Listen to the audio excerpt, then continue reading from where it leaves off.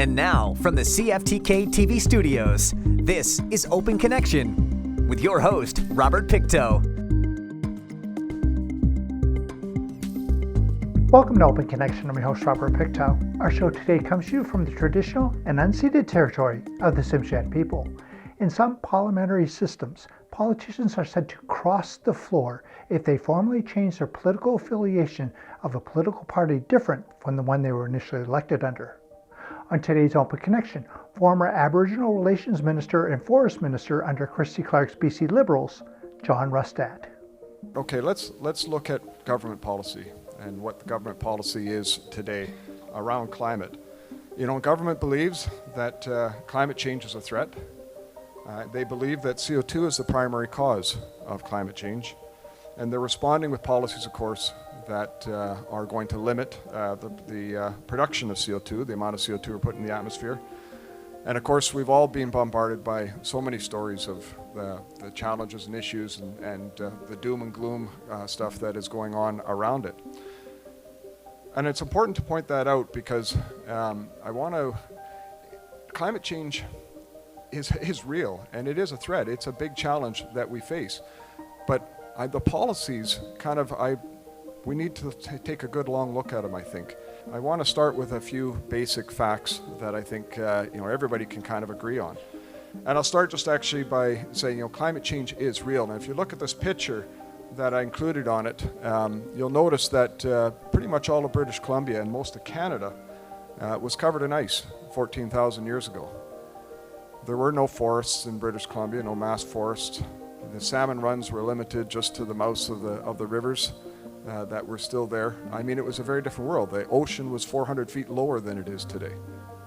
If you think about that, you could almost walk from Prince Rupert over to Haida Gwaii in terms of how much lower the ocean is. Climate change is real. There's no question. We are impacting our climate as human beings. There's no question that we are having an impact on our environment and our climate. But what's important to know is there is the factor when people start talking about CO2 and the greenhouse effect, the gas that does the most work for greenhouse is actually water vapor. And a matter of fact, if we did not have water vapor in the atmosphere, it's estimated that Earth's temperature would be about 30 degrees colder than it is today. In other words, it would be a ball of ice that doesn't have any life. And so it's water vapor that is critical to actually us even surviving here on the planet. And CO2, the gas that we seem to be so focused on with government policy, represents just 2% of the greenhouse effect. That's it. It's just 2%. And however, going forward, the reason why there's all these predictions around the doom and gloom is there's a model that takes in a whole bunch of different factors. But one of the key pieces in there is CO2, and they use a feedback loop with water vapor. And I'll get to that in a little bit, but that's why they think that climate change is the main thing. There's this proposal to reduce the use of nitrogen-based fertilizers by 30% and reduce domestic herds, cattle, by 30%. The carbon tax, of course, that we know of that is being placed is projected to increase to about $170 per ton. And of course, it's meant to discourage using fossil fuels and switch to alternatives. There's other policies that are brought forward, which is limiting the industrial activity that emits CO2, which is one of the reasons why HISA, I think, would have a tough time today, because quite frankly, no major LNG project would be able to advance under the rules that are in place today. And a matter of fact, LNG Canada, I think, is going to really struggle to have trains 3 and 4 built. I know that's in their plans and stuff, but there isn't room in the climate policies in terms of emissions. And that's going to be a point of discussion and I'm sure a point of negotiation with government, but it is where the policy is. We want to reduce and eliminate fossil fuel production, reduce building CO2 emissions, and I'm not going to talk about that one, but I do want to just say on the affordability issue, the policy that's being in place in terms of building code, the policy that's being proposed will add about between $30,000 and $100,000 to the cost of a new home. It's going to be pretty challenging in terms of increasing our costs and affordability. Of course, electric vehicles is a big thing, the big piece of policy, and investing in the intermittent renewable energy sources, which creates a huge opportunity but has some pitfalls as well. But I want to talk a little bit about those policies in terms of the unintended consequences. We know what the government is trying to do, but let's have a look at what the unintended consequences of these policies are. Open Connection will be right back after these messages. And now, from the CFTK-TV studios, this is Open Connection with your host, Robert Pictou. Thanks for staying with us. The term fossil fuel was first used by German scientist Caspar Neumann in the index of the 1759 English translation of The Chemical Works of Caspar Neumann. The page on bituminous substances refers to the production of petroleum, from Latin meaning rock oil in the Middle East. Let us return to the conversation with MLA Rustad. Coal has been used for many, many centuries. And in 1306, the air quality in England was so bad, in London in particular, was so bad, and people were outraged, demanding that the king do something about this. So he did. The coal that was being brought in was called sea coal because it came in by barge, and the king said, "We are banning the use of coal in England." So no more coal. They weren't allowed to use coal anymore. That was in 1306. Well, unfortunately, what ended up happening a few years later was the amount of deforestation that happened was massive because people still needed to heat their homes. Temperatures were cooling down. We were just entering towards the mini ice age. And so the amount of deforestation was so severe that the king actually had to reverse his policy after a few years. And over 700 years later, they're still using coal in England. But just recently, interesting of course, they're trying to stop using coal again. And what's happened? Large tracts of forest, particularly in the United States, are being cut and turned into wood pellets to ship over to England for heat and for energy. You know, some things, I guess, don't change. But we need to understand what fossil fuels and what affordable energy has done. Around the world, 2.4 billion people have been lifted out of abject poverty because of affordable energy. 2.4 billion people. Because of affordable energy. And as we reduce fossil fuel availability, we're driving up those costs. And so you can imagine what's going to happen to many people in developing countries around the world if suddenly those energy is not available or the cost becomes to the point where they can't afford it. Along with that, think about in Africa, 620 million people today do not have electricity. There's many, many more in other places in the world. But 620 million people do not have access to electricity today, something that we just take for granted. And when we think about it. And here's the ironic part. In Europe, of course, they've got all these problems with energy, and I'll get to that in a minute. But Europe and the European countries in NATO have decided that they will no longer invest in any fossil fuel projects in Africa, with one exception. If it means extraction of energy sources, natural gas and stuff, to be shipped to Europe. So Europe is okay with using it, but they're not okay with having Africa develop their nations and their countries and provide for their people through developing the sources of electricity. And many of the countries and many of the leaders in countries in Africa said there is no country in the world that has been able to develop using renewable energy. They all need a reliable, affordable source of energy, and renewables, unfortunately, doesn't fit the bill with that. But for us, on a day-to-day basis, think about this. There are 6,000 products, more than 6,000 products, that we use every day that are derived from the fossil fuel industry. And there are no viable replacements for the vast majority of those. So if we're talking about stopping using fossil fuels, that's great. I'm all for doing that. But we have to be realistic about what that means and where, of course, those kind of products that we use on a day-to-day basis. So that means basically everything you eat, everything you wear, everything you use has a component of fossil fuels in it in our society. And it's a big, big problem because we've got to be careful about how much of that fossil fuel we use. We do need to think about transition, but we need to think about this from a realistic perspective. But like I say, higher energy costs has a direct correlation to a lower quality of life. And quite frankly, we're at an end to the era of cheap energy. Things are going to change dramatically going forward.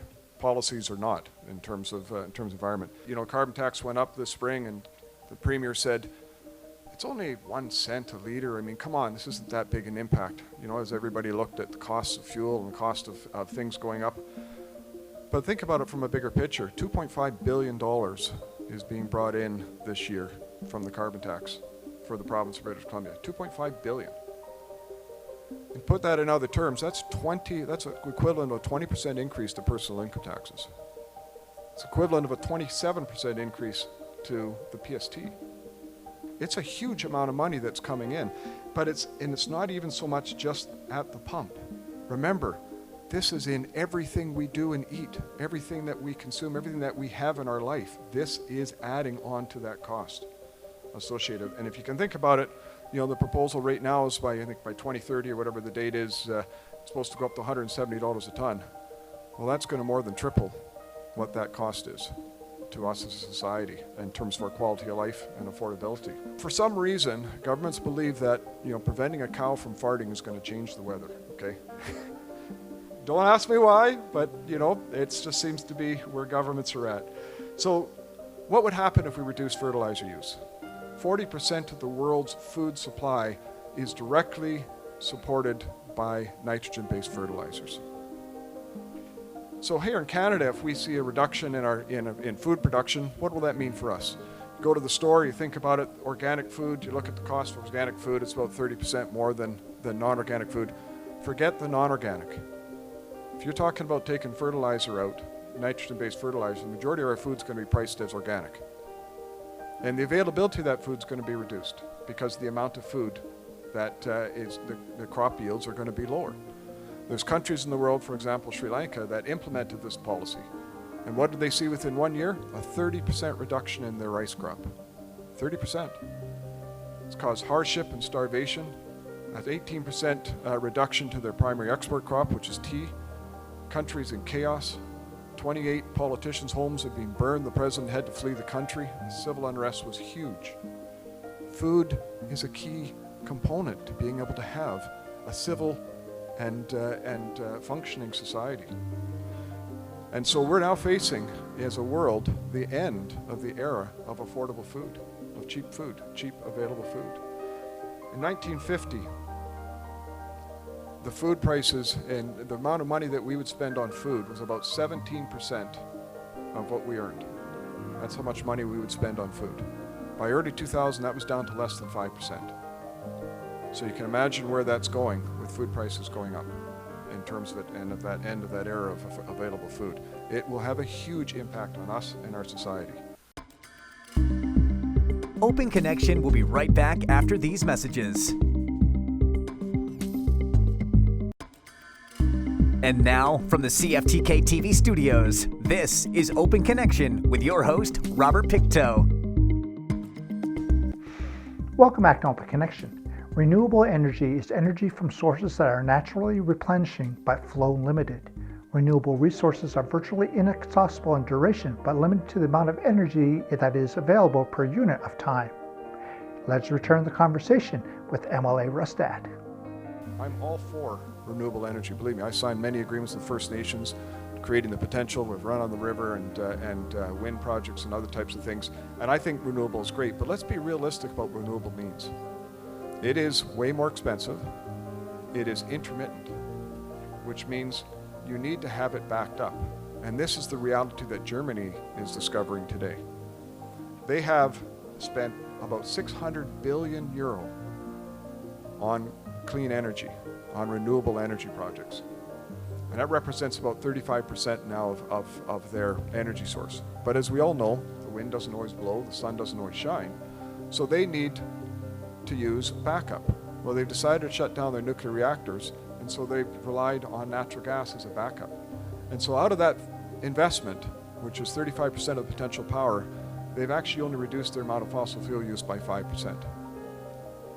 And of course, that fossil fuel problem that they have is huge today because now Russia's not sending them the gas.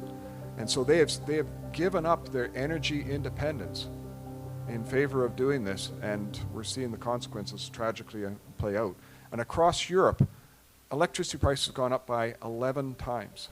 1,100%. Can you imagine what that would do to people here if we are facing that? Natural gas prices have gone up by more than 400% across Europe. It's going to become so severe over there that Germany actually has sent out instructions to its people how to cook without electricity.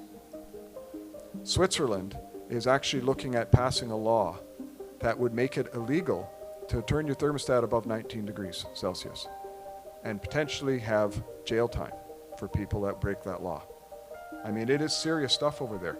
As a world, though, when you think about renewables, like I say, I support renewables. I think it's great. But we've spent $2.7 trillion in the last decade on renewables around the world. And this is the low-lying fruit. This is the easy projects.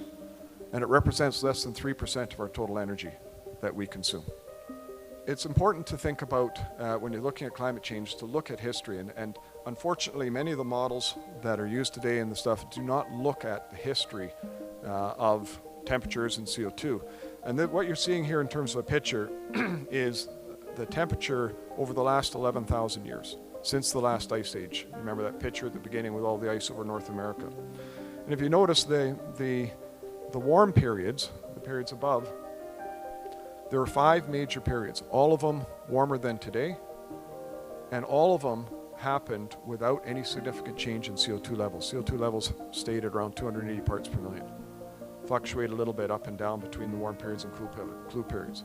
There was no correlation historically between CO2 and those temperature changes. That doesn't say that CO2 wasn't playing some part, but it wasn't the driver historically. This is the issue that is driving all of these policies, and I mentioned it earlier.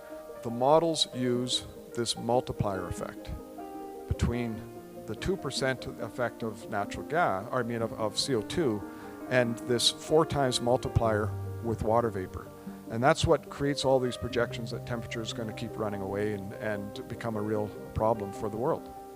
But the problem is, there is no historical evidence to support that.